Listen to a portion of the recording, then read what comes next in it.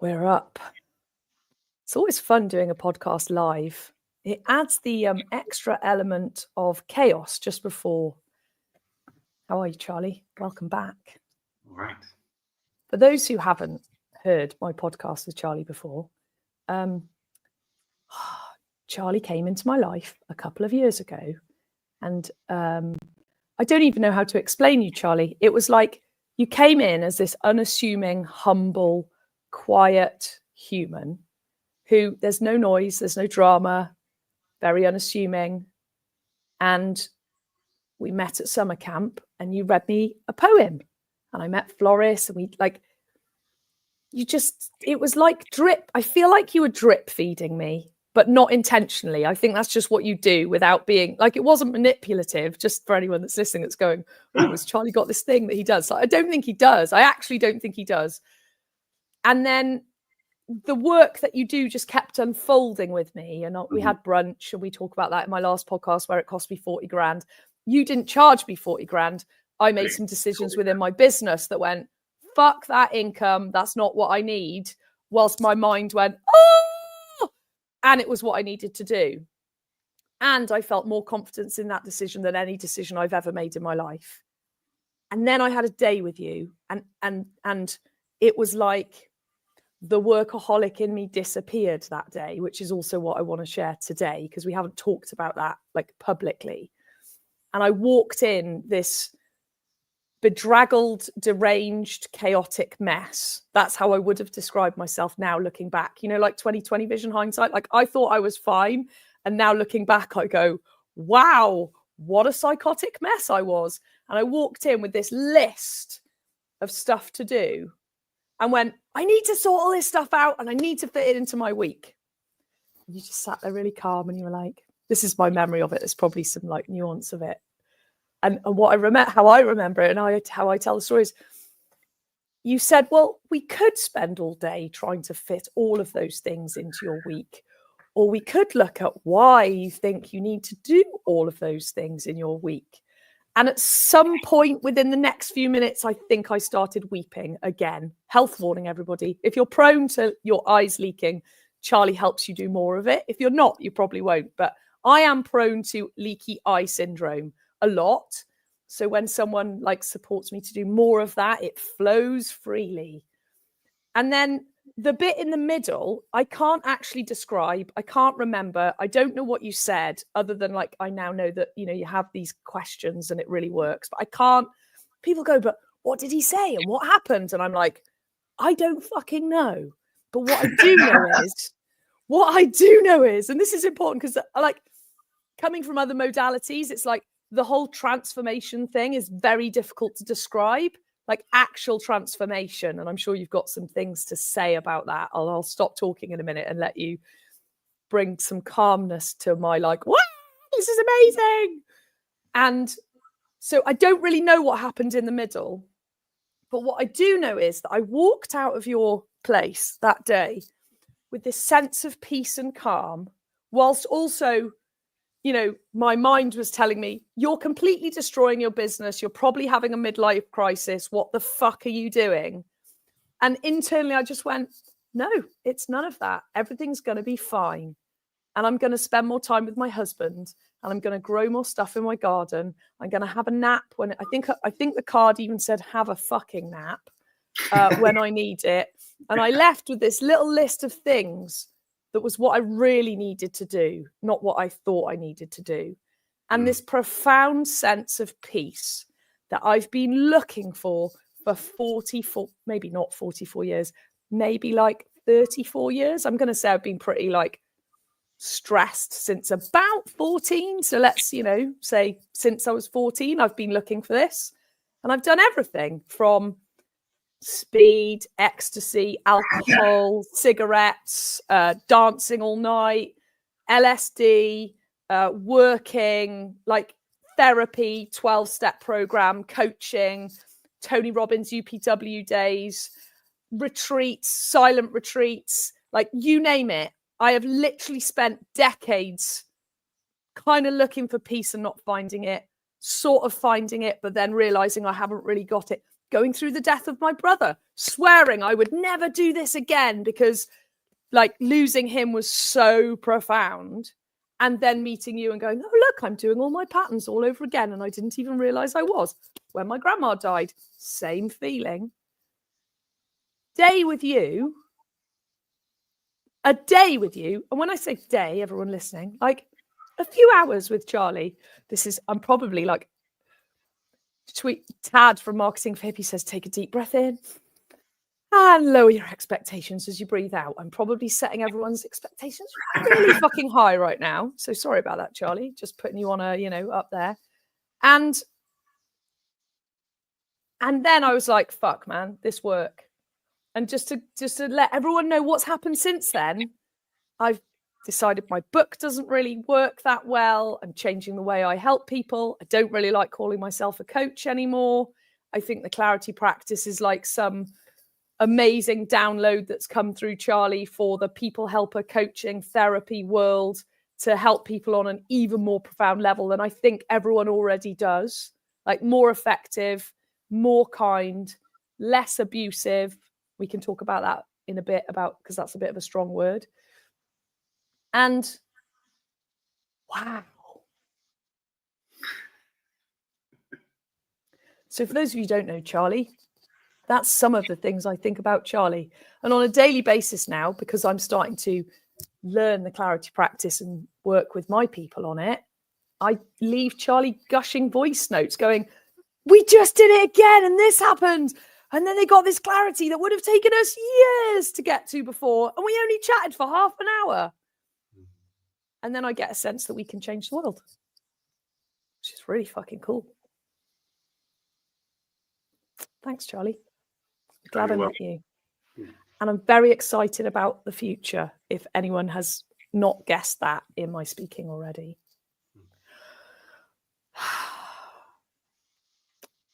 And you're coming to do a day at mine in Newport on the 11th of December, which is the purpose of this workshop. The purpose of this podcast is to talk about that, but also to talk about you, what you do, how you do it, why you do it, and all of that. Yeah. So if you are listening to this, listeners, before the 11th of December, there's only a couple of places left because everyone already knows is like, fuck, I'm going to be there. And I want to give people more of a sense of some things around what you do so you don't have to explain it when you're there. What would you like to say right now? I don't have a specific question. I'm like, where would you like to go within everything I've just said? Yeah. And I can come up with questions all day long, but I'm also ooh, I wonder what Charlie's thinking right now. I think it's just the bit that you said of like, oh, I don't know what happened, and you don't remember what happened in that day. Weird. Where like, I don't remember either at all.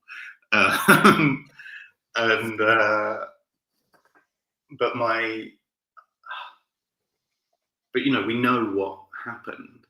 And you said it, which was that you switched from doing what you think you needed to do to doing what you needed to do. And that's the whole of it, right? It is. And like, that's so simple. Like the clarity practice is such a paradox because it can be summed up in one sentence. And it's so, I find it so profound and so mind-blowing that I'm like, surely it can't be that simple. And I get that. I think the thing I want to get across to everyone is it lands like it's really simple. And the more Charlie shows me of the underpinning and the underneath and the 42 days and the 60 odd principles of clarity and the like, oh, and read this article and oh, there's this thought went into it. It's like this fucking ocean underneath the simplicity of the top piece. So I think it could be very easily misunderstood. Like, oh, how is this little pack of cards going to change my life? And it's just a few questions. I think you even said something yesterday to me about, I can't remember the exact sentence you wrote, but I was like, it's not that. But I can see how the like silly idea or a cute thing that Charlie does. Yes, like literally it can be like, oh, it's a really cute thing that Charlie does. kind of like saying,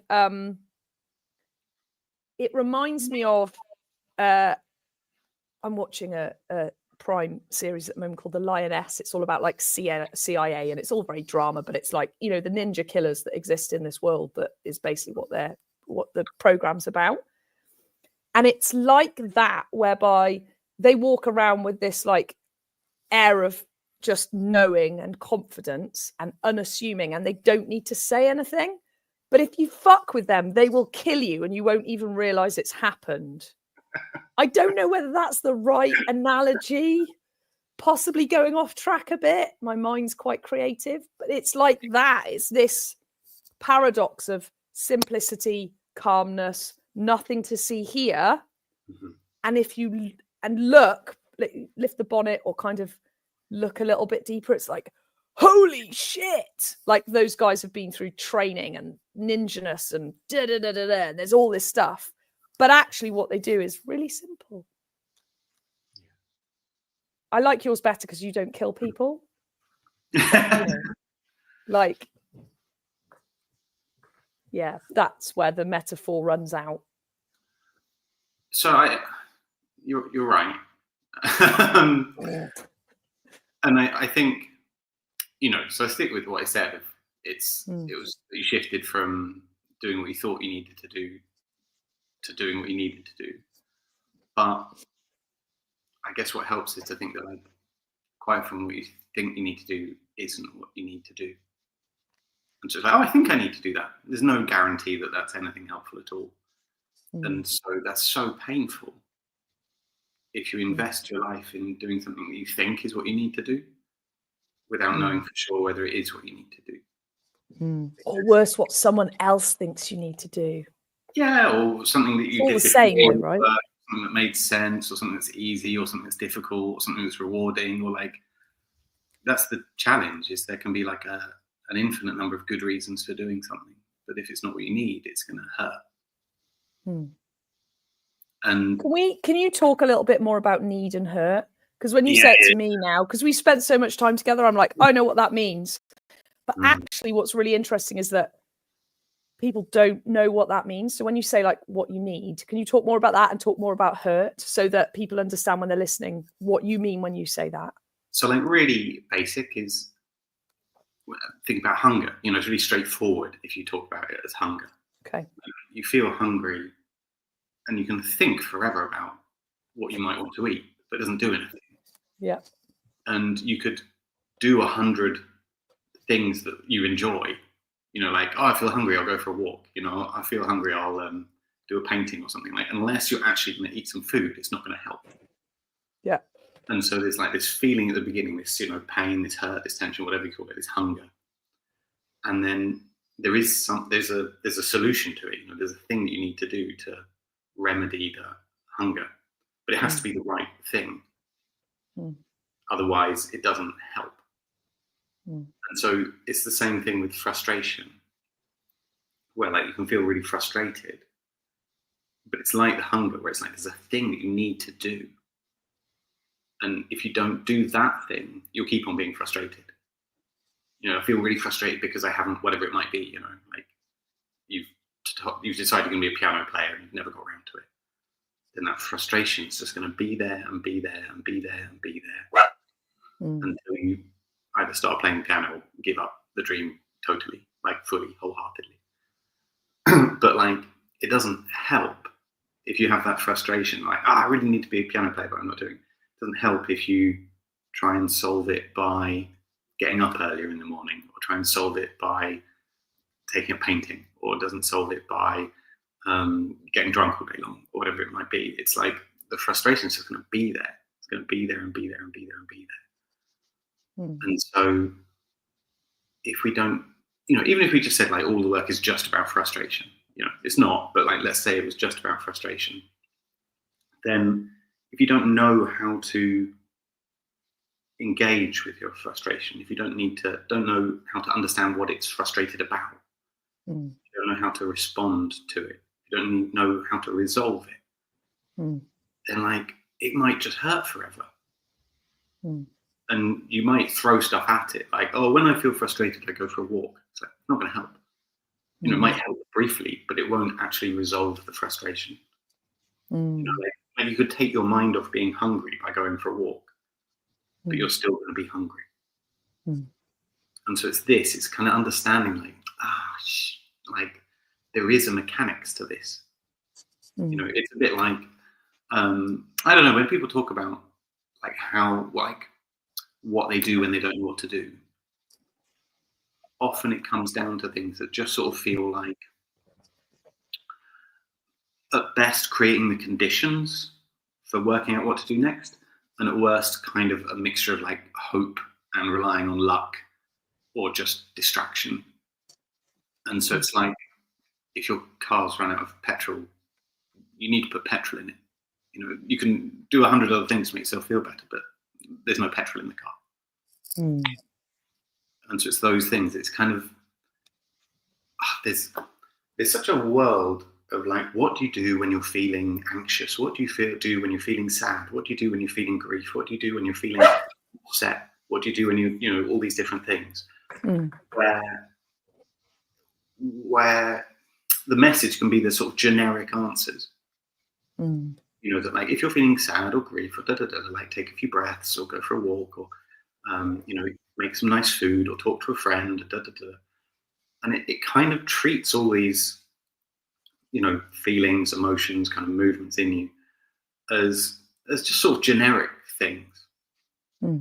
Like, oh, they're things, and like, so just do a thing and then the feeling will go away. And it's like, it's just not accurate enough. It's just not rigorous enough. Like, if you're hungry, you need food. If you're thirsty, you need water. You know, if you're frustrated, you need to do a thing. But it's not even just a thing. It's, you need to know, what am I frustrated about?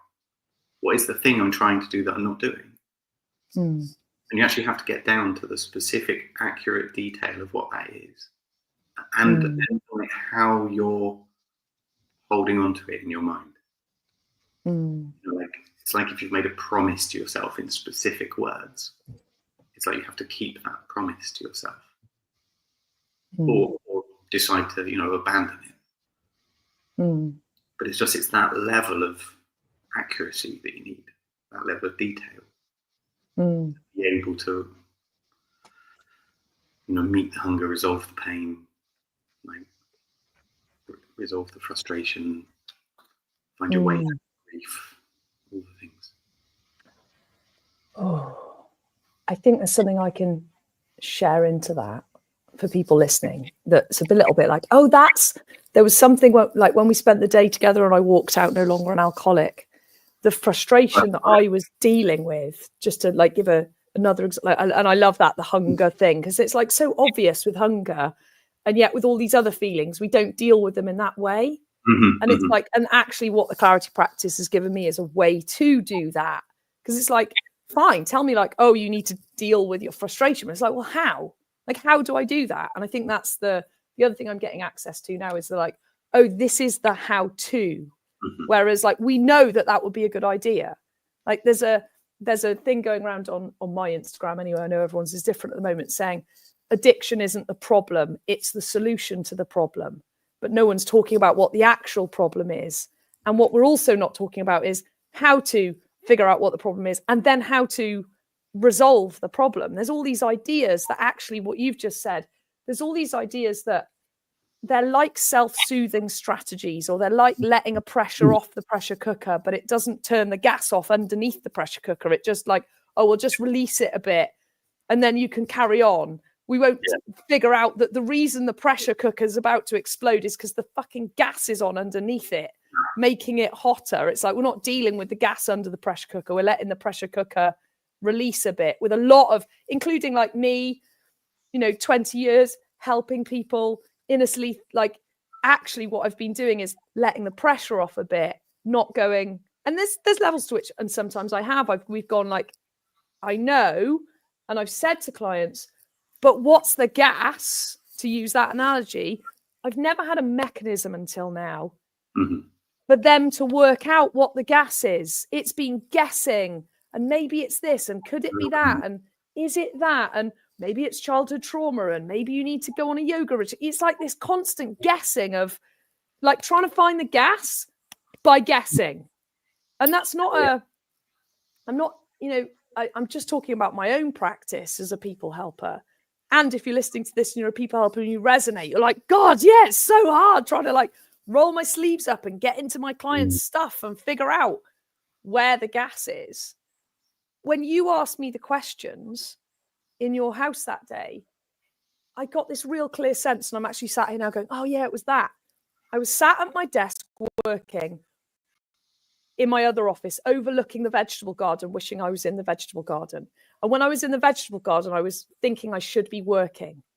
And I was in this like complete conflict of those two things, but also like kind of aware of it, but not really aware what to do. So I would go, well, when I go into my vegetable garden, I'll allow myself to enjoy it. I'll be present in the vegetable garden. And I was like, I wasn't fucking enjoying it. I was thinking about how there was no ROI on vegetable gardening, and I should be at my fucking desk earning money, paying a gardener to grow vegetables. That's literally what I was actually doing when I was gardening.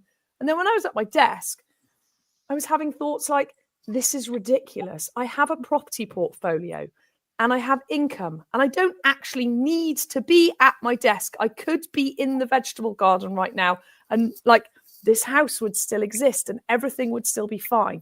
And yet I was going, no, must do more. It's not enough. But the thing to remember with that is that like it wasn't mad. It wasn't a mad thing that you're doing. That like, but it felt mad.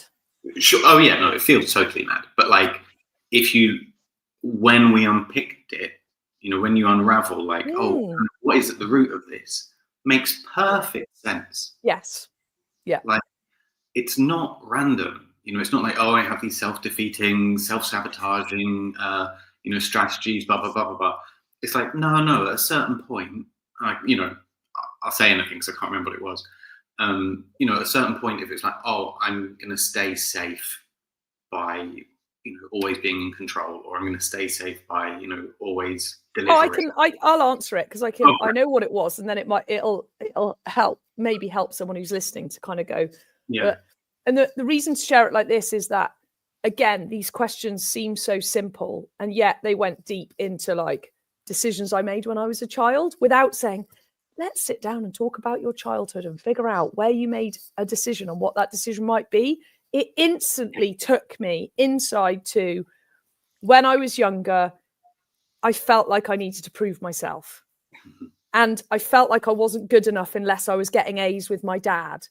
And I felt like I needed to, and there was another one. I need to show my dad I can do it my way, and that going to uni isn't the right way. I'll fucking do it my way by working hard. I'll show him that I can. And it's like, but it didn't take, because I've known that before as well, right? I know that, like, all the like, oh, I've got daddy issues. It's like, I fucking know I've had actually daddy issues. And I also know it was nothing to do with him. And I've done, landmark courses and all the rest where you pick those moments in a childhood that were obviously like running today, and such a long way round to, oh, I can't be in my garden because actually I've got this commitment to show the world that I can do a load of stuff and be successful and have this like life that, just goes against the odds, like this proving, like I left school at 15, but look what I've achieved. Like all that running. But got there like almost straight away, not years in therapy lying on. And to anyone listening that's a therapist, this is not a make wrong of you guys. This is like, I've done it to like, it's the long way round. And what I'm feeling with this is like, oh, it's the same work. It's like an iOS update. It's like we used to go to the library and look at books, and now we Google it. Oh, and now there's ChatGPT who is basically Googling it for you. And it's like, there's something here that's like, oh, this is a more direct route. It still went back to childhood. It's still splashed about in the places of like the past, but in a much quicker way. Yeah. And went into the future and went, why do I want a garden?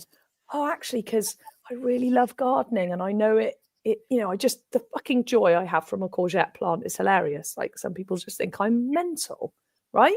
It's like, I go out in my garden now and there's garlic growing and there's a bed of leeks and the strawberries are there and they're all going to cut. And I'm just, year on year, doesn't matter how long I grow for, inspired, mesmerized, just find absolute beauty in it. Yeah. Just the bit I was saying about it not being mad, and you're saying that it feels mad. Like, it's this, that all of your actions, all of the like, oh, but I mustn't be gardening, I must be inside, da da da da. Like, if your highest purpose is proving yourself every single moment, then you've made the right decision all the way down. If you're doing exactly the right, of course you shouldn't be in the garden, you should be proving yourself to your dad, like, oh, if I'm just sitting in a chair, is that helping me? Is that making the boat go faster? Is that helping me prove myself? Is that, moving me forward on that thing?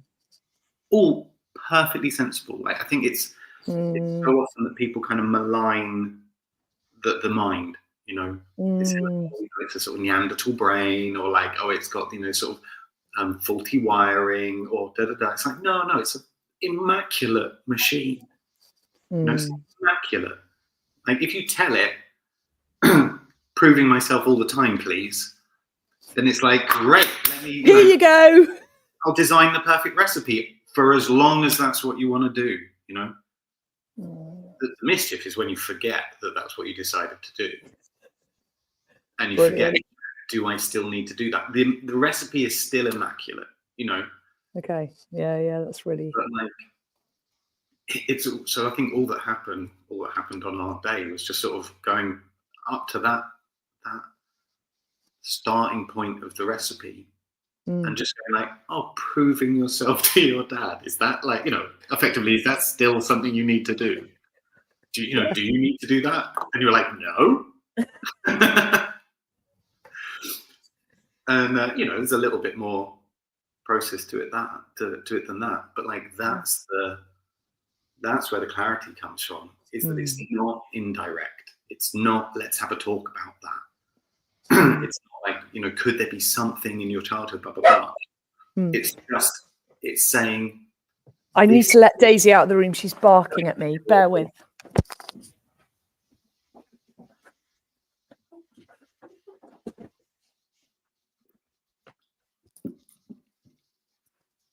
Carry on. Sorry, everybody. Not at all. So it's so direct. Like, when I was talking to Nicole about it a couple of months ago, she was saying that it's this, that I've like created a grammar, like a very sort of detailed, robust grammar of like, how do our ideas fit together? How do our commitments fit together? Like, what does that look like? And how can we engage with them? Like, how do we write our commitments? What does it mean to commit to something? And then when we've committed to something, what does that actually do? And like, when sits at my kitchen table, like, on the one hand, I am just sit and ask the questions, right? Just start at question one and work my way down until we're done. But there is also, it's like the person sitting there, but it's kind of like I can see behind them this sort of family tree of commitments that they're telling me about. And so if someone arrives and they need to tell the story of, well, this happened and, my boss said this and like my job's about this and da da da. It's like, yeah, this is fine, but it's not really helping us. Sometimes it helps in that you can just kind of, sometimes you need to vent. Great. But then when you actually say, well, what are you doing? It's like having to confess like one line anywhere on your sort of family tree of commitments. And, you're not likely to come in. And if I say, oh, so what are you doing? Your first answer might not be like, proving myself to my dad. Right? But it might be working too much. But what I'm saying about there being a kind of grammar, it's like in my mind, then it's like I've seen on this, like one of sort of upside down tree diagrams, like working too much. And then it's like you can ask why, and then there'll be another idea, another commitment. By working too much, I am like not leaving anything on the table. By not leaving anything on the table, I am investing my whole life in making this thing happen. By investing my whole life in making this thing happen, I am giving myself my best chance of proving myself. I'll add a bit in there because it's so perfect what you're saying. Whilst also destroying the rest of my life there was a whole world of at the expense of everything else as well, right? It's like those layers of. And again, all of them make sense. At any moment you'll have been like, well, should I choose the garden or should I choose this? And it's like, well, given that I'm trying to prove myself, not the garden, because what's that going to prove? Yeah. But the kind of, I think the simplicity that's there, the power is there, is that we're not walking around the subject. We're not like both kind of wondering together, like, oh yeah, that's interesting. It's really just like following this logical thread from like doing this by doing this, I'm doing this by doing this, I'm doing this by doing this. And for each of those commitments, checking, do I need to be doing that? Do I need to be doing that? Do I need to be doing that? Do I need to be doing that? And when they're all things that we need to do, there's no trouble. There's no trouble at all. You can be committed to all these things. And if you're doing them, you need to do them because they sort of feed into each other. Like if you're making lasagna and the recipe is making lasagna by doing this, by doing that, making the sauce by doing this, by doing that, like this whole complex, same sort of thing. You can imagine sort of recipe tree diagram of which bits feed into which bits of the recipe. There's no problem in that. But if halfway through cooking you decide like, no, actually not lasagna, cannelloni, or not lasagna, a stir fry. Yeah. Then you have to update the whole thing. Yeah. And if you don't, you make a really bad stir fry. Like cream and ketchup. Yeah, that's a brilliant way to look at it. And the piece where we don't realize, like I didn't realize I was doing that until speaking to and working with you, like the understanding the mechanism. And I think there's lots of great modalities out there that are like, they're nearly there and they've sort of got it. And there's all different modalities with pieces of this, but there hasn't until now been an explanation for me of that, like that simple of, oh, like you were cooking one recipe and then you decided to cook a different recipe. And when we're cooking a recipe, it's really obvious because it's so fast, from halfway through lasagna deciding to do stir fry. If I look at like over the span of my life, the deciding to cook the different recipe doesn't happen instantaneously, so it's not so obvious. Like the hurt that you started talking about is not like in that instant moment. It sort of feels like it creeps in over time, and then all of a sudden there's like, I'm looking at my life going, what is all this fucking mess? Which if I was cooking a recipe, I'd be like, what is this fucking mess? Like in front of me, I would just go, this doesn't make sense. I said I was making lasagna. Now I'm making a stir fry and I'm trying to use the same ingredients. And now I haven't got either. Mm-hmm. It's like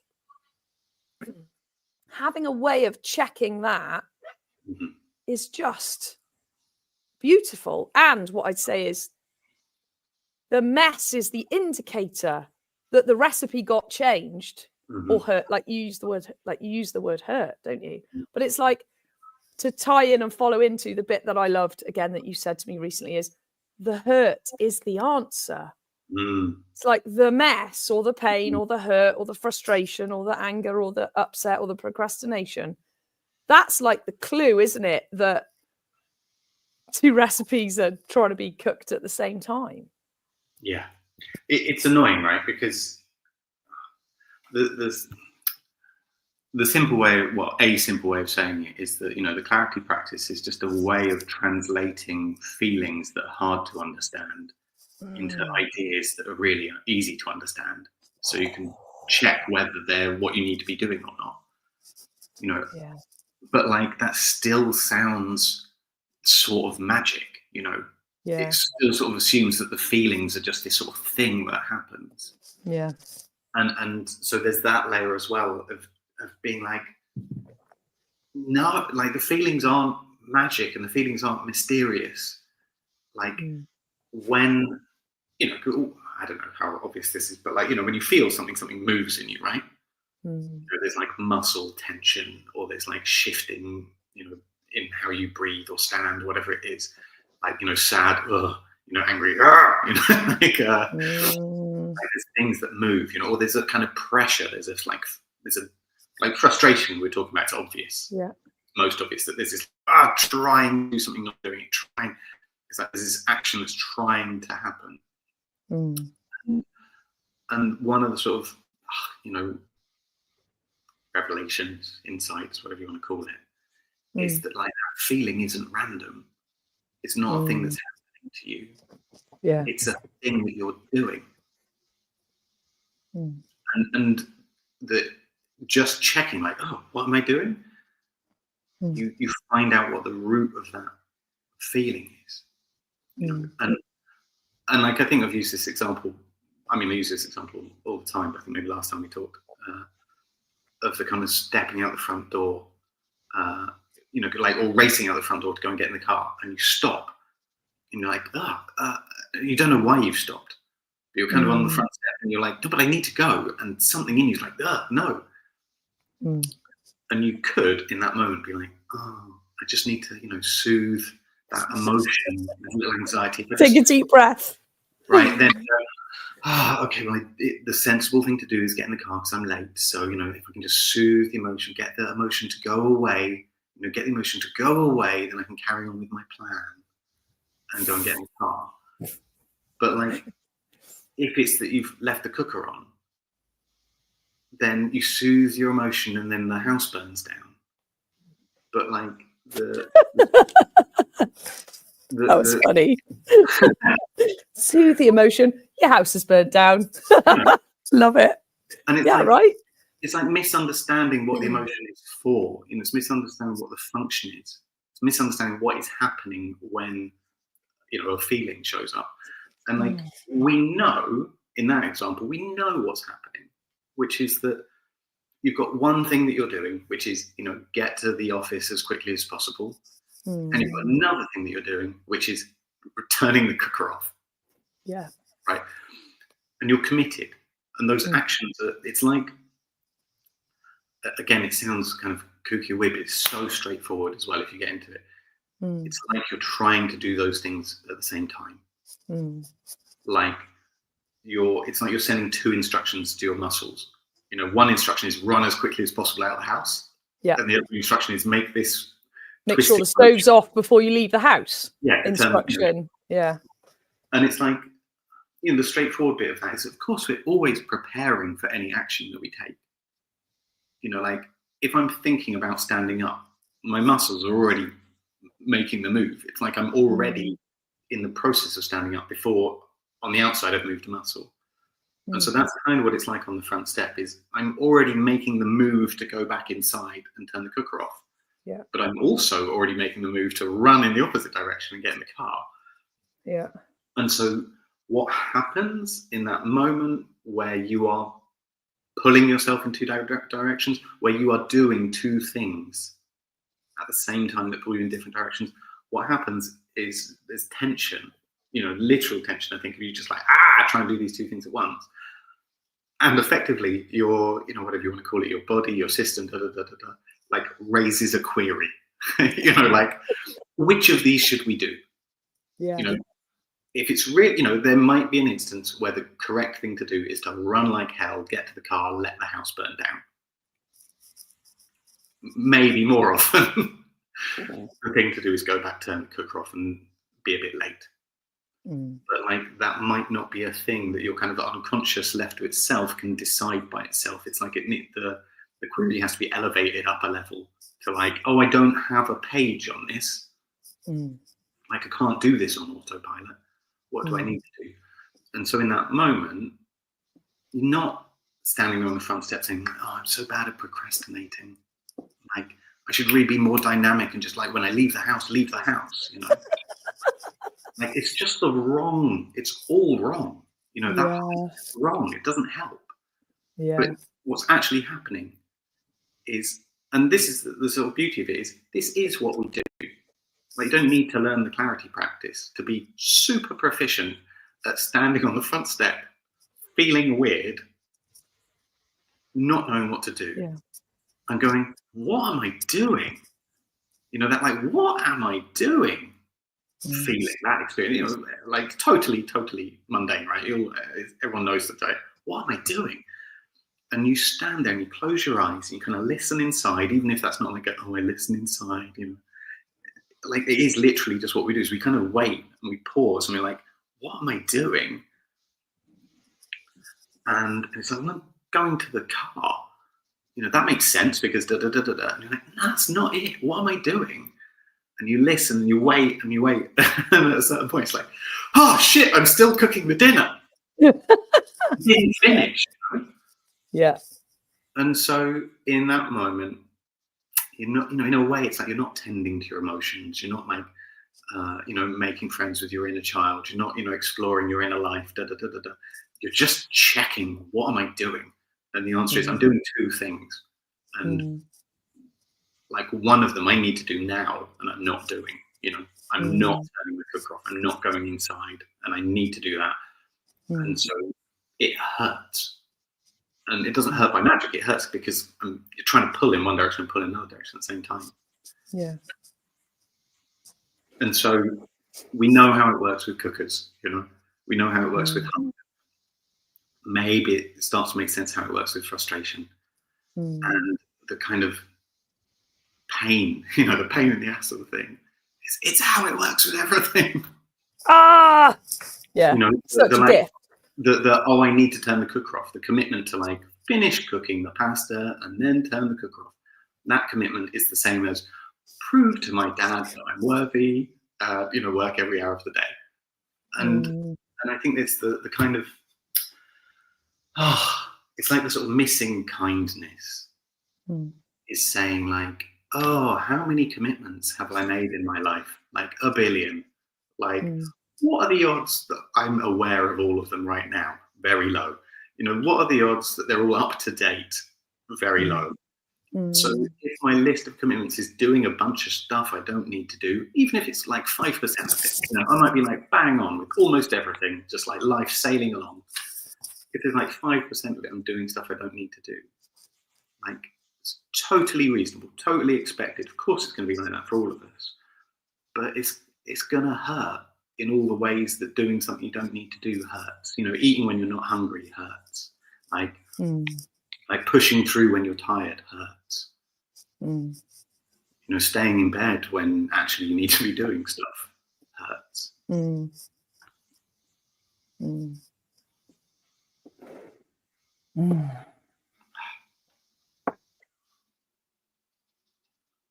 One of the things I love about it, because I was going to go, oh, it's just magic. And at the same time, it was like, but it's not. It's just so, and that's also what I love about it, is that there isn't any, there's no mystique. I can't remember the word that you used before about, like, there's no magic, there's no mystique. It's very practical. There's no like, someone's coming to save you. There's nothing that's fluffy. And yet, at the same time, feeling really magic. Is that? Yeah. But it isn't magic. I'm not relying on magic for this. It's like there's questions and there's a way and there are principles and it makes sense and it's like this. And so far, just for everyone who's listening, I've been looking for holes now. I'm like, it's got to be there somewhere this isn't going to work, right? I'm like, this can't be what it feels and seems to be, because it feels and seems magic. So it's like, somewhere it must be not. And it doesn't matter whether I've been, a few weeks ago, I was in a pub with some girlfriends on a girls' weekend away, and I used it to decide what to eat. And I tell you, I'd have never fucking have picked that to eat before. I chose a vegetable curry with chips and rice. And it's like, I don't choose vegetable curries when I'm out. I just don't. Oh my God, was it fucking good? And oh my God, was it what I needed? And oh my God, was it perfect? So I used it on just like a really what I would call mundane thing, where in the past I'd have gone, well, shall I have lamb or beef? Oh, I haven't had fish for a while. I don't cook much fish at home because the boys, the kids don't really like it. So then I end up not bothering, and maybe I should have fish. And I had a steak last night, so I'm not going to have a steak. And that would be my usual, like the joke with people who have been to dinner with me is like, I take so long to decide what to have to eat because that is what I'm doing. And I just thought, I'm going to have some fun. I'm going to just read the menu and go, what do I need? And it was like vegetable curry. And then there was an option of like, you can have half and half. For those of you that aren't in Wales, half and half is half rice and half chips, because a lot of people don't know what that means who are outside of Wales, apparently. And I was just like, and then I was like, what? And I was like, is that what you want? Yeah. Is it what you demand? I was like, yeah. It's what you love. I was like, actually, yeah, I don't, like, my mind was going nuts, but my body just went, that's what you need. And I trusted it. Fuck me, it was delicious. And I didn't have food envy. Because the other thing I do is I ask everyone else what they're going to have to kind of make sure that they're not going to have something I'm thinking of having, because I don't want to have my plate of food and have food envy. No food envy. And the things that the girls were eating were, I can't remember what they were having something that was like one of the things that I would have thought, I'll probably have that one because that might be the best. No food envy. Happy as a child. Quickest decision ever. So I did this again. This is so I share, and I'm going to share the other side of like, and the profoundness. And then I did it. I went for dinner with Owen. And Owen's just like, Owen's my husband, for those who don't know. He's like, what I normally do is I go, what are you having? And he goes, I'm not telling you. What are you having? Because he knows what I do. And then I say things like, do you want to share? Because then I'm like hedging bets on, what, like, if I can share. And we went out for dinner last week on date night, Friday night. We went to a pub that we've never been to before. Or we've been to before, but the people there, we've not had their food before. And I looked at the menu and I just knew, and I just went, what do I need? And he went, what are you having then? And I just went, da da da da da da da. It was like beef and red wine gravy and mashed potato. And he just looked at me like, what? I was like, yeah, I'm having that. What are you having? And he was like, well, I really wanted a burger, but they haven't got burgers on the menu, so now I don't know.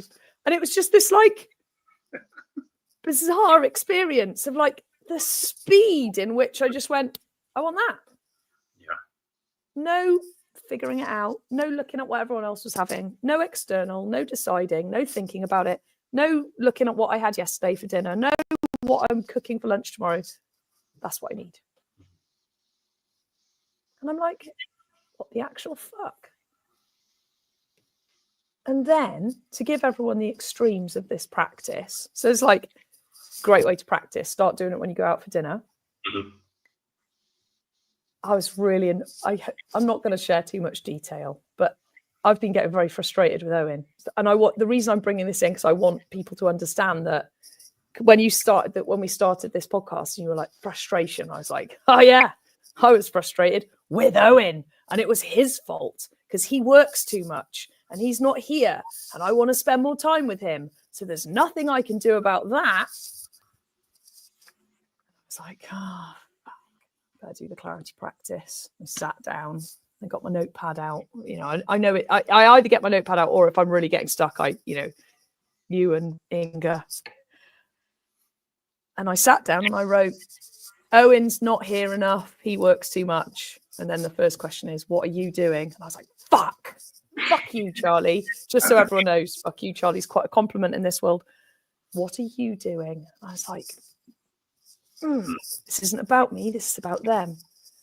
And I was like, God damn it. What am I doing? Well, I'm being resentful. And I wrote this list. I don't mind sharing this bit because it's about me, not about.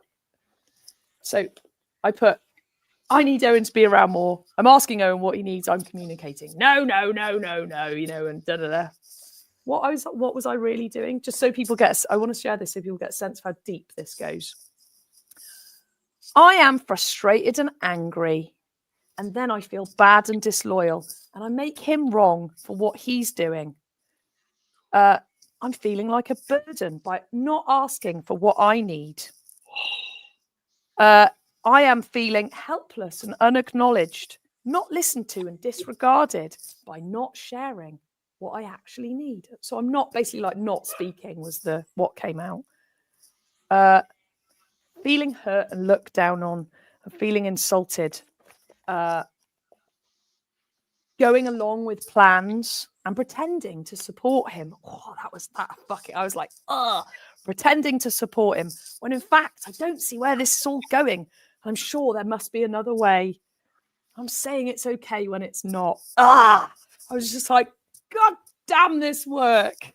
I'm pussyfooting around to keep the status quo and worrying about what mood he'll be in when he gets home and dreading it.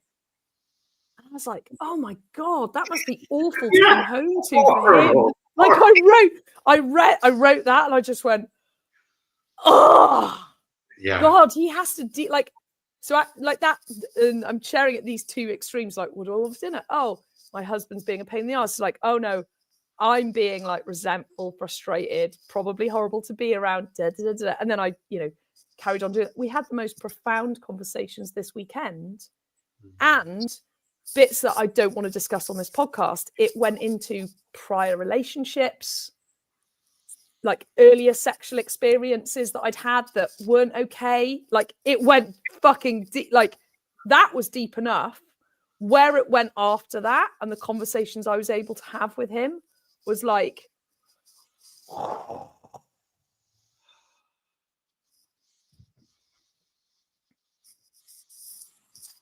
do I want for dinner? Oh, any unresolved trauma from earlier sexual experiences. Yes, works for both, everybody. No jokes. And luckily for all of you, I'm like 98% extroverted, so I don't mind sharing. So everyone gets a sense of like the breadth, but the same mechanism.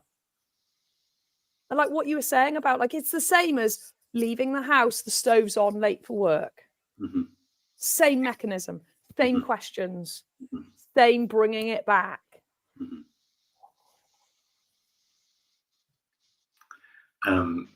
When you were talking about the dinner, the vegetable curry. Yeah.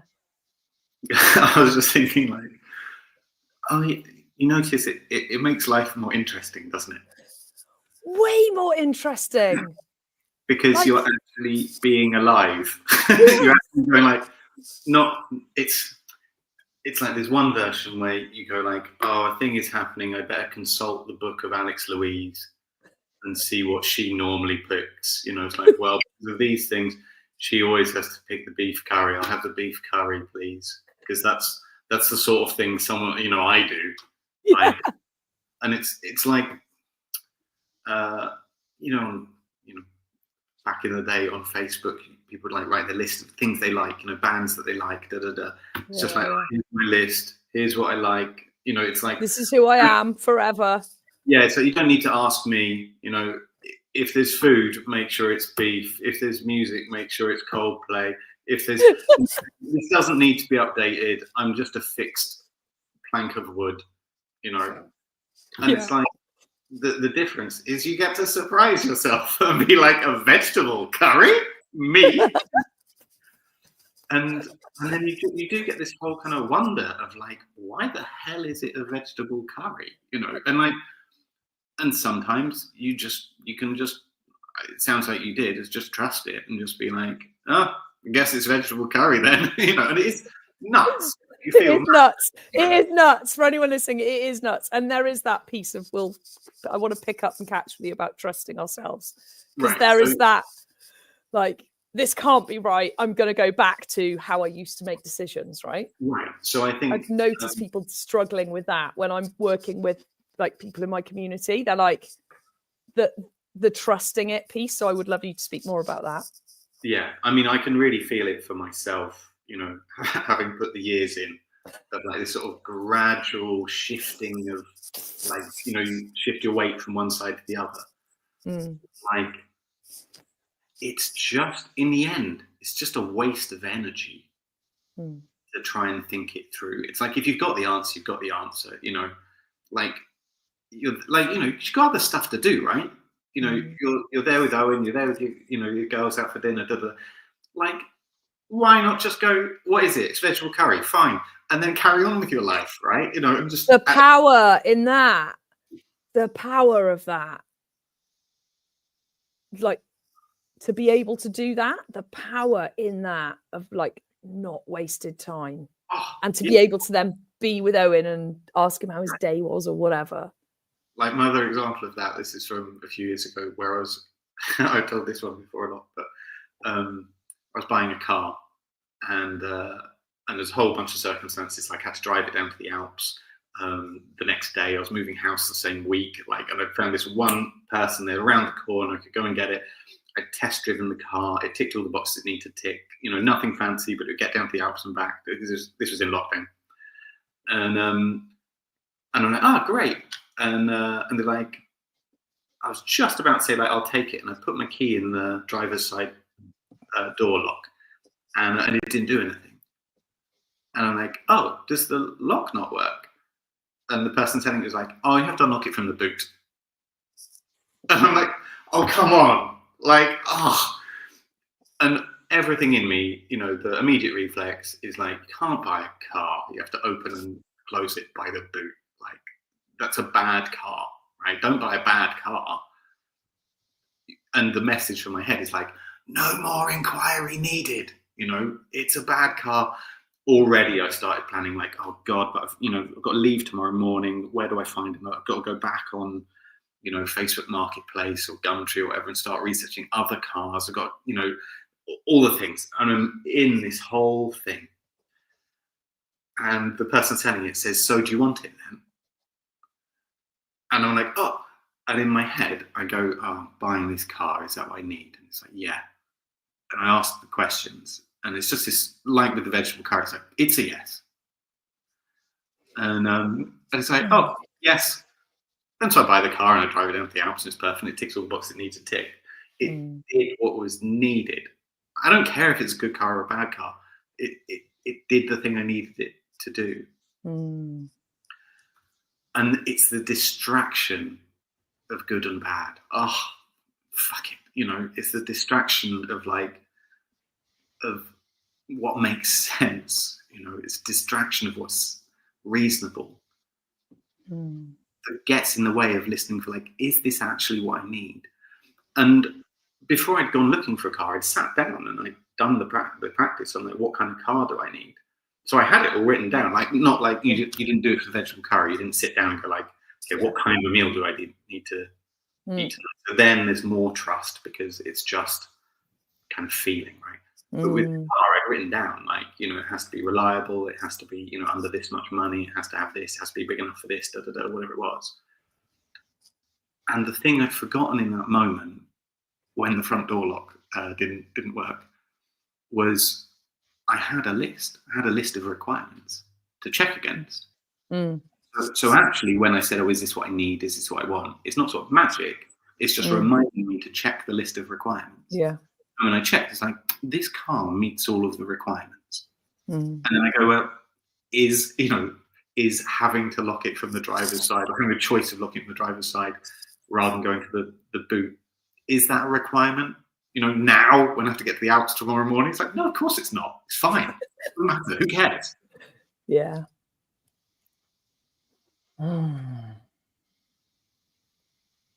So with your vegetable curry, you can check. You know, you could actually sit there if you weren't interested in the conversation with the people you're with, and you're like, vegetable curry.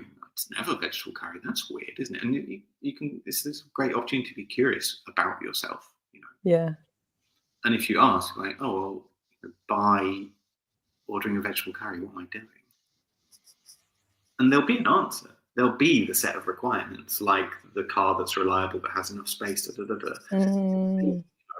having something a bit lighter because it's late in the evening, or like, you know, whatever it'll be. Like, I don't know. And in that moment, you might say that you don't know, but you do know.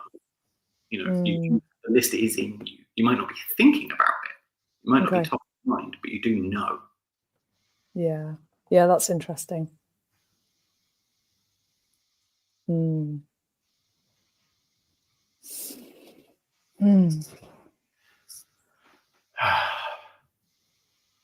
want to say a thing. Go for it. Like,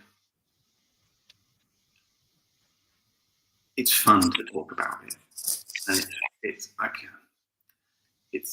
I know it's helpful, useful, something to kind of describe the logic of it, to make the comparisons, to tell you know the analogies, tell the anecdotes, to like lay out the principles, you know, to kind of draw out the like map in the air, these commitments, and things like that. But like the way you've done it is better.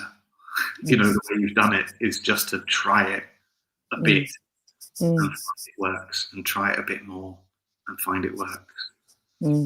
Sure, you know, the curiosity comes up and you ask a question as it comes, but like it's so beautiful to work in this way where like I've not trained you in it.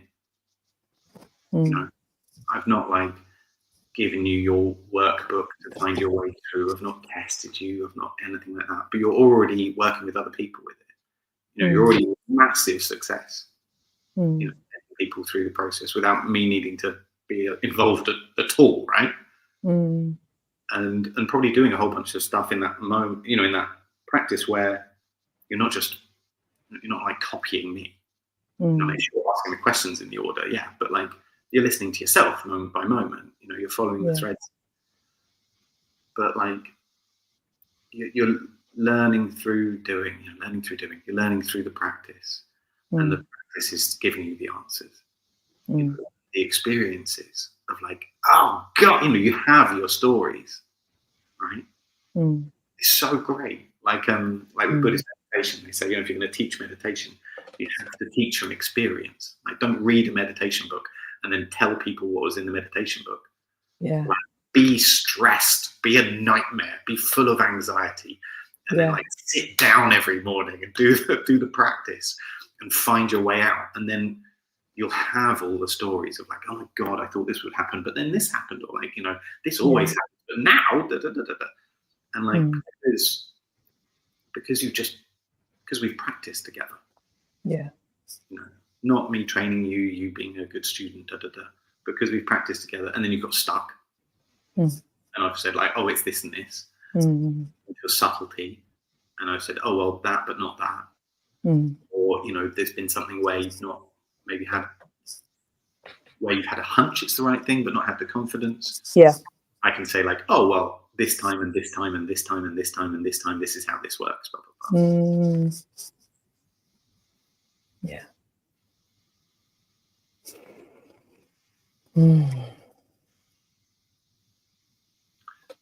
So I'm just coming to the day in December.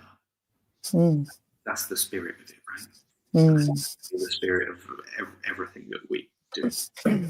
Like, you know, we might call it a workshop, or we might say that we're teaching, we might say that we're training, or we might say that, you know, it's a program or whatever it is. But like, that's only because we know what those words mean, and you know, it helps. Short form, shorthand for the, you know, these are the expectations, you know.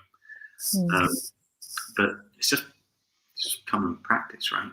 It's just bring things that aren't working and practice. And that's been the fuel for your practice, I think. It's just like bringing, you know, like when we met for a clear day, and I said, oh, what do you need to get clear on? And you're like, oh, nothing, I feel fine. It's like, oh, all right, you know, and so we didn't. and as there's no fuel. But like, as you're bringing, kind of being diligent, right, in bringing each thing that hurts, each thing that's frustrating, each thing that's not quite satisfying, each thing where there's doubt, each thing where there's a bit of confusion, each thing where it's not quite going the way that you thought it would go, each thing where there's a bit less energy than there used to be, or a bit less appetite around it than there used to be, anything where it's a bit harder than you thought, just anything. It's like I hear this, like, come on then, like you speaking to the practice. Like, you're going to solve this one, are you? Fine, you solve that one as well, okay, well, how about this one, Yeah. It's like continually sort of challenging it. And yeah. And there's, I think the other thing, because I had a client ask on the group, the Money Mastermind course, that's no longer a course, that's Clarity, that we're finding our way call by call. So it doesn't really have a name anymore. Someone asked in that group, is the Clarity practice written down? Like, can I just have the manual? I was like, no. Same thing. I was like, just keep practicing it. Just keep practicing it. Because it's like that thing of what you've just described, of where I just had a go and then deepened it with another layer. And I've learnt it in a way. And I think I love learning like that, like 14 in kitchens as an apprentice chef, like how I've done everything in my life. I've learnt it by doing. I didn't particularly resonate with the school system and being talked at, and so I really get it. And I think I can't underline that enough for people listening who are like, it's like, just come try it, because it's in the doing of it. It's like, you don't learn cooking by reading a recipe book. You learn by cooking. Same thing, isn't it? Well, it's like if you come to my house for a clear day, then it doesn't start with me going like, right, so I have this theory, and let me lay out the important bits of the theory, and it doesn't start with like, right, well, a lot of this comes from, like, it's really well informed by Buddhist practice. So let me tell you the names of the different Buddhist teachers, and It's just there's no information, right? There's no information given, nothing taught. I don't say anything clever. We just sit down, and someone says, like, I'm struggling with this and this, and I say, oh, what are you doing? And then it begins, But it's just like all of the teaching happens through the questions. Yeah. I'm not saying I don't explain stuff. I don't, talk around it all day long, but like, I'm so glad. It makes me so happy. Like, don't have to explain it all the time. And because, you can do that where like, someone shows up hurting, you feel like, oh, let me teach you a bunch of stuff. And then once you've heard enough of that, we'll tend to what's hurting. And it's just such a relief to just be like, no, let's just start with the hurt. Now go. Let's start mending it immediately. Yeah, that's how we were in the cafe, and you were like, well, I could show you, or I could tell you about it, or I could just show you. And I was like, yeah, fuck it, just show me. I've got not a lot going on, so it'll just be a jet. Like 4 hours later, not realizing there was so much hurt there. And it is that, had you have just talked to me about stuff, my doorbell's about, don't you dare. No, Daisy. This is live podcasting, ladies and gents. The doorbell rings, the dog barks, and it won't get edited out. The doing of it, because I didn't even think, I was like, well, I haven't got a lot going on, but yeah, like I'll come up with something. I remember like thinking, I'll come up with something to put through, and then all of a sudden, like, oh my God, I didn't realize that. So I guess this is the other thing. I didn't realize how much I was hurting, actually, because I was so on like, get it done, not check in, not ask how my body's feeling, not ask this, not ask that. It's like, it's the doing of it, not the conceptualizing of it. That's the depth of the practice. speaking to there, that's where it gets interesting.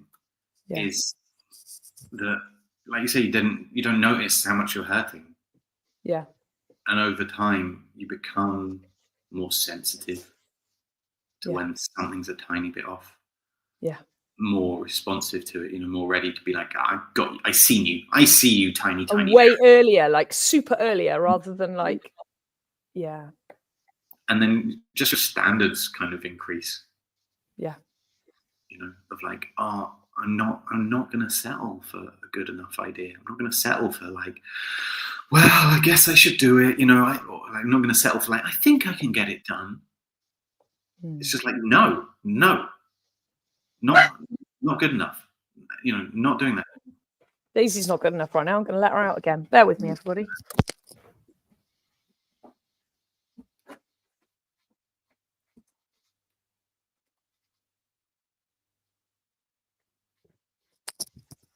Solve a problem by leaving the door open. Yeah, they're not settling. Yeah. And it's just such, I don't know, I guess in the sort of businessy bits of my, experience, such a thick culture of like, just get it done, or like. There's so many programs showing us how to just get it done. Yeah. And like innocently, not like nothing wrong and insufficient and hurts. That like, just get up at 5 a.m. and work harder. It's like, fuck.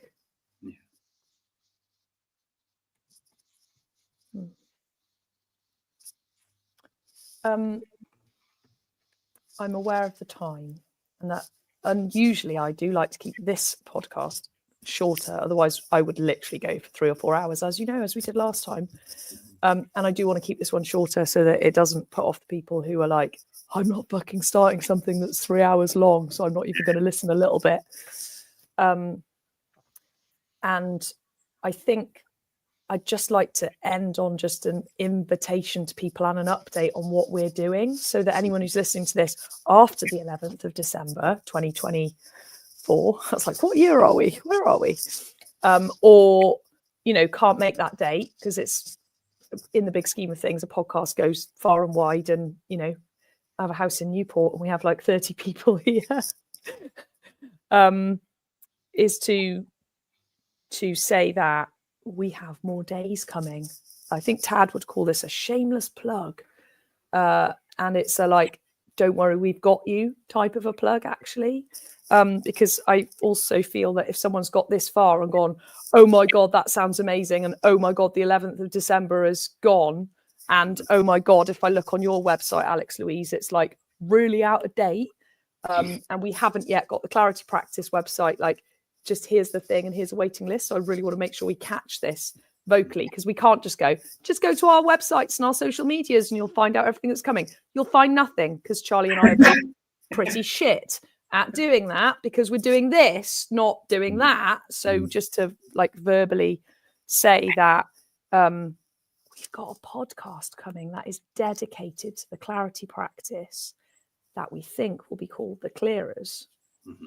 And we're going to check more, and that we have more events coming with you. Or I've got more events at my house that actually is Charlie's events, let's put it like that, to deepen the practice, for people to be able to come and practice. If you're a people helper and you've gone, oh my God, I need this in my life to help the people I help. And that doesn't matter whether you're a coach, a therapist, a team leader, someone who's accountable in HR for the well-being of the people in your company. If you're listening to this going, I think I could help people better if I knew this stuff, we've got that covered. And it's not online yet or anywhere yet, but just to say that, I don't know if you want to add anything to that, Charlie, around that.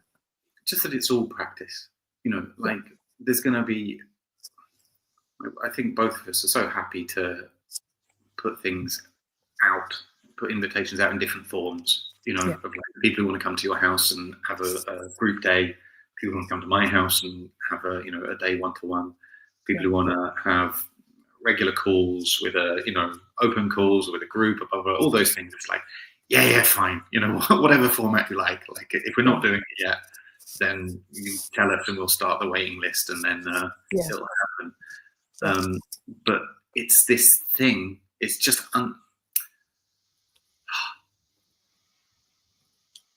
it's, you know, the invitation is just, do you get the feeling like you might be able to be a bit more on track? You know, do you get the feeling like if your capacity for like listening to yourself, you know, if those are words that mean to you, could be improved? You know, if, like you were saying earlier, like if you like to make decisions quicker, you know, if you'd like to waste less time, like overthinking or worrying or like pros and conning, or like doing something and then, you know, analyzing it afterwards and trying to think your way through. Oh, you mean like when that thought, which I used to have, of I knew I shouldn't have gone and I went anyway, and I knew when that person asked me that it was a no, and I didn't say no, and now I definitely know because the night was a nightmare and like taking that long way round out is. And I think it's like, I want to say it's how we work anyway, right? Like I was saying with the like knowing that you've not turned the cooker off. Like we already know how to listen. We already know how to make commitments. We already know how to change our minds. But we can practice deliberately. Consciously, rather than it being a mistake. We can pay attention to how it works. You know, like with, you know, if you're 3 years old, you probably know how to run and jump and throw, but you probably don't know how to run, jump and throw as well as an Olympic athlete, because they practice. And practice doesn't only mean doing it a lot. It means doing it a lot and paying attention to like, oh, this bit works. Oh, that would work slightly better. Oh, why does that bit work? Oh, this bit works because of this, blah, blah, blah. Like there's that potential just to get better, you know, to increase our capacity for something that we all already know how to do. And the reason it matters so much, this is the far end. So the beginning is me saying like, it's just doing what you need, you know, no big deal. The other end of it is saying like, the reason it matters so much is that this thing of paying attention to like, what am I doing and do I need to do it? Like that's the root of like authority. You know, that's where authority comes from, being able to say, I know what I'm doing. I know that I need to do it. I am doing it. That's what authority sounds like. It's the root of like responsibility, like clarity of responsibility, of saying like, I am committed to this. I'm the one who will decide. It's the root of power, you know, of the actual getting shit done bit of it. It's the root of power because it gives you that focus and that concentration of being able to say, no, I know exactly I am doing this and not that. And it helps us get help, because if you know exactly what you're doing and you can say in words exactly what you're doing, then you can tell everybody, this is what I'm doing, help me with this. And there's clarity in the commitments, like not just the commitment to yourself, not the commitment of I'm going to do this, but clarity and commitments of saying, hey, can you help me with this? Like, can you commit to doing this bit of help?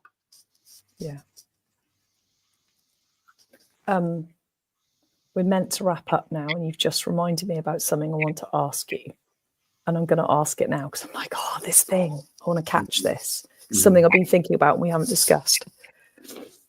There's a couple of things. One is that I didn't realize that clarity was the underpinning of everything until I met you and started, like, if someone said, what do you need? I might have said confidence, or like I'd have said a lot of other words, but I wouldn't have said clarity. And now I'm like, oh my God, clarity is the thing that's like underneath everything that we think we need. Because actually, if we're not clear, no power. And so that was one thing to say, of just really not even realizing that clarity was so important. Oh God, I'm so glad we've got a podcast. I've got so many things to ask you and share and talk about around this. The thing that I'm going to just keep it to this one thing, and then we'll do the clarity podcast and we'll talk about it more, and anyone who's listening can listen to us there, if they're finding these conversations interesting. I used to think that I was externally motivated. And there's a whole world of like, you're either intrinsically or externally, internally or externally motivated, and da da da da da da da. And I used to be like, oh, I'm externally motivated. And then since doing this work, which being externally motivated is really fucking hard work, because it's like, need to please daddy, or need to check that Owen's all right with it, or need to see if the kids are happy that I'm doing that thing. It's like being externally motivated is exhausting. And I've always said, as long I'm like, and Owen is internally motivated. He does not give a shit what anyone listening to this or me or Charlie thinks about what he's doing. He fucking knows what he's doing. He's got clarity, which I'm now realizing he has clarity without needing to go outside. And I've always been like, God, it'd be so amazing to be like that. I wish I could like be like Owen and just not really care what people think, and care what I think more than what other people think. I think that's the difference. It's not he doesn't care what people think, but people who know him will know what I mean when I'm saying this.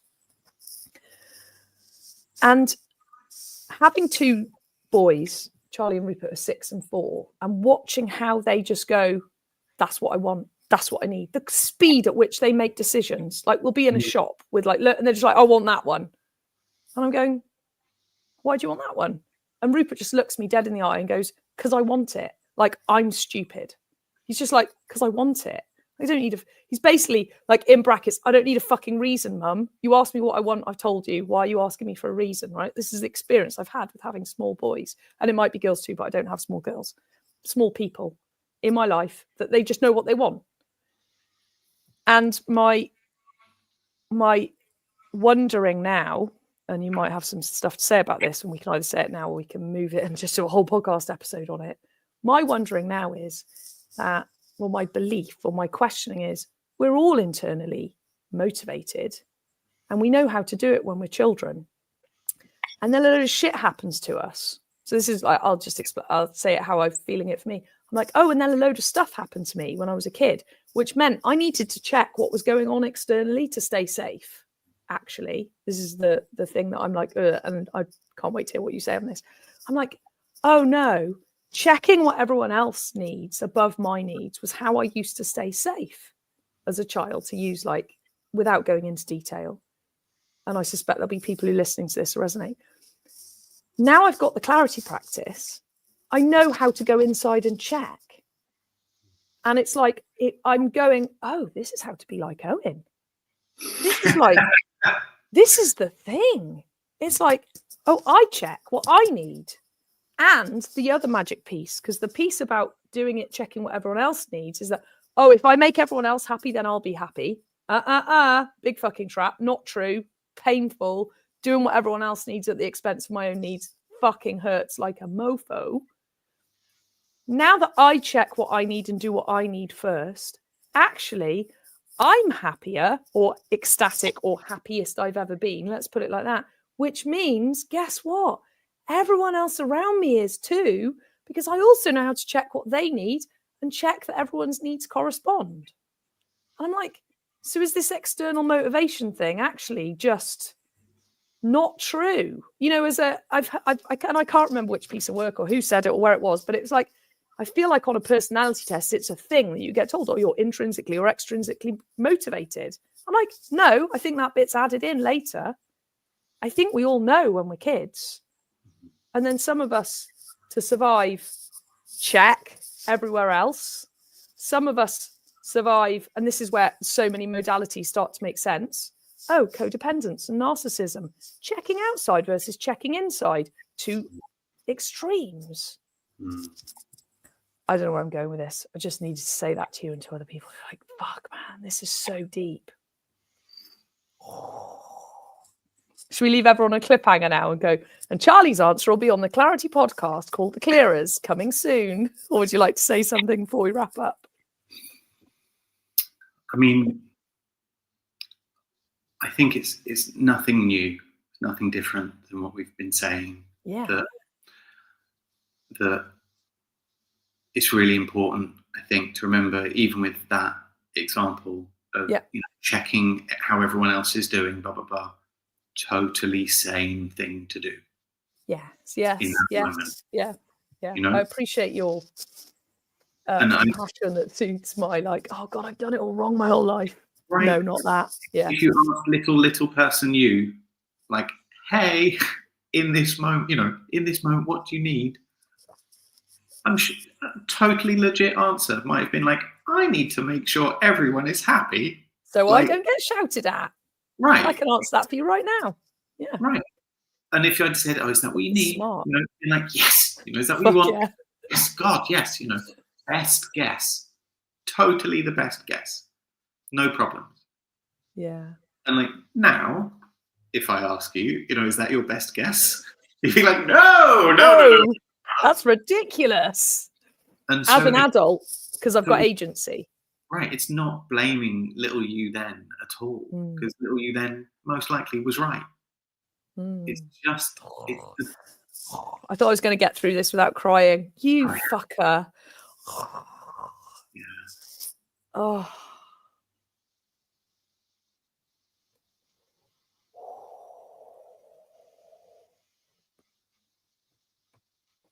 That landed. Yeah.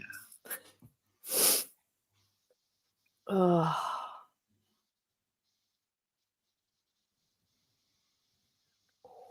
We just need to practice. We need to practice so that we can stay in touch, so we can keep these things up to date, so that things that were beautiful, perfect, immaculate solutions don't turn into the cause of suffering.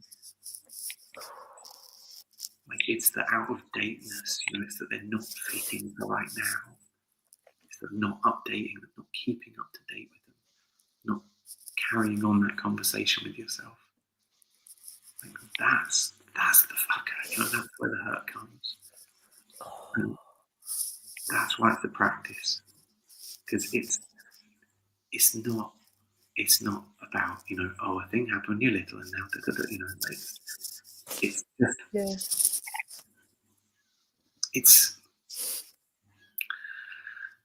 it's good to talk about it as a practice, because there's a bit of structure to it. It's a thing you can learn step by step, but in the end, the practice dissolves into just a better relationship with yourself. The practice dissolves just into listening well for what's needed moment to moment. The practice dissolves into compassion. And like I said, we all know how to do it. We know it. It's not like I have a magical solution from up a tree. It's like, no. Built in, like you said with the kids, like they know what they need, they know what they want.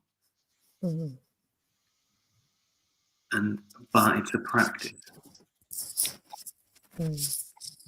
So it's a practice in the sense that we can get better at it.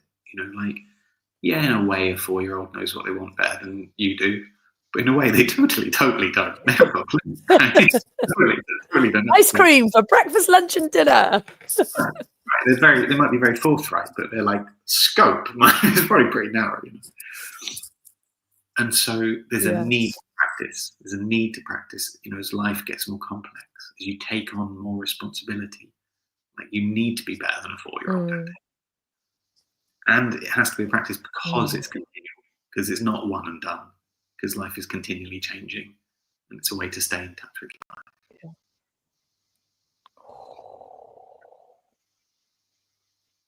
I think that's a good place to end. Yeah, I think it is. This episode, anyway. If anyone's listening to this who works with teenagers, will you come and play with us, please? Because this could be fun. That's what I just got. I'm like, oh my God. Imagine getting this when you're a teenager trying to figure stuff out. Imagine getting this anytime. But I just had that who out there works with kids? Come play with us. If it's what you need. Thanks, Charlie. Thank you.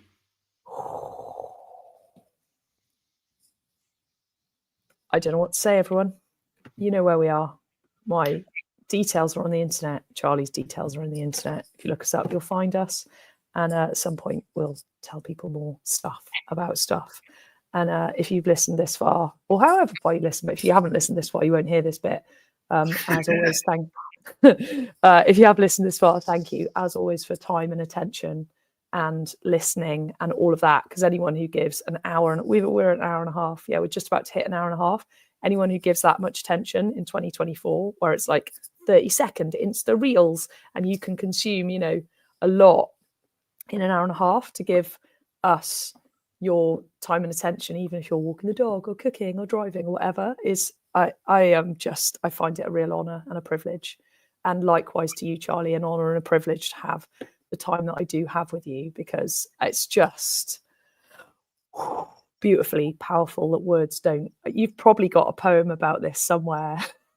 I need you to write me a poem about this to thank you for your time. It just makes the world work, going deeper and exploring and getting to know each other, even if it's someone listening to us on a podcast and just getting to know us more. And we don't have the benefit of getting to know the listener more on this, although actually I suspect we will when you get in touch and share a story, or we meet you at an event or something. So thank you, Charlie, and thank you everybody for this last half an hour. It's been, as always, unexpected, beautiful, and ever unfolding. Thanks, Charlie. Goodbye, everybody. Bye-bye.